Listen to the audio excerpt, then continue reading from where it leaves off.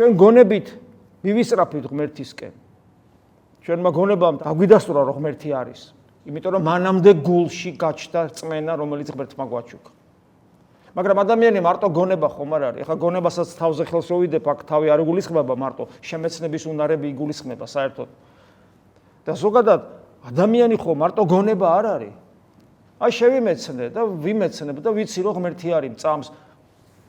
ჯერ ერთი სამყაროს ვაკვირდები მერე, ჩემ გულს ღმერთია შენახები და ჩემ ცხოვრებაში ვხედავ აშკარად გამოვლინებებს, რომ ღმერთი არის, ამას აშკარად ვხედავ. მადლის განცდაც ყოფილა, ხო და აი განცდა თქვა სიტყვამ გამისწრო განცდა.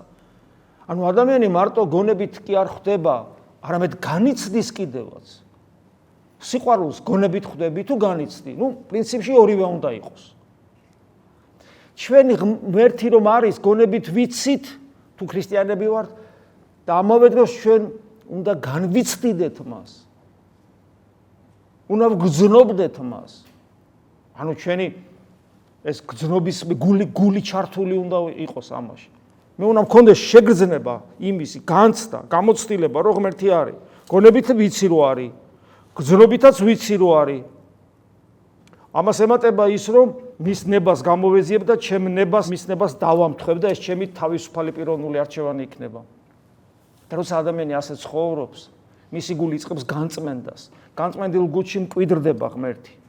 ასეთი ადამიანი ღმერთს ხედავს და ასეთი ადამიანი ღმერთს სხვაგან აღარ ელაპარაკება. ღმერთი როგორც სიცოცხლე და შე როგორც სიცოცხლე სხვადასხვა ადგილას აღარ ახართ. გესმით, აღარ ახართ.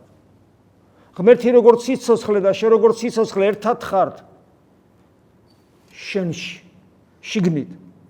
და რომ გარდაიცვლები, მერე მასში. ანუ შენში უკვე მარადიული სიცოცხლე დაწყებული. ადამიანი როგორც კი ამ მდგომარეობამდე მივა, ის უკვე ნამდვილად შეიძლება მას უწოდოთ ქრისტიანი. ეს არის ქრისტიანი. ესეთი ადამიანის ცხოვრება რეალურად იცვლება ყოფაში. ესეთი ადამიანი ქრისტიანობას ყოველთვის დაიცავს, მაგრამ არა გინებით, არა ჩხუბით, არა ლანძღვით. არამედ მტრის სიყვარულით. ასეთ ამგვარად დაცულ ქრისტიანობას ზალა აქვს.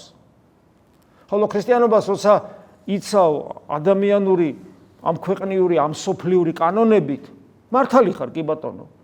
მაგრამ ამ ქვეყნიური კანონებით, ამ ქვეყნიური იარაღით რო იცავ ქრისტიანობას, შენ დაცულ ქრისტიანობას ზალა აღარ აქვს. აი ეს არის.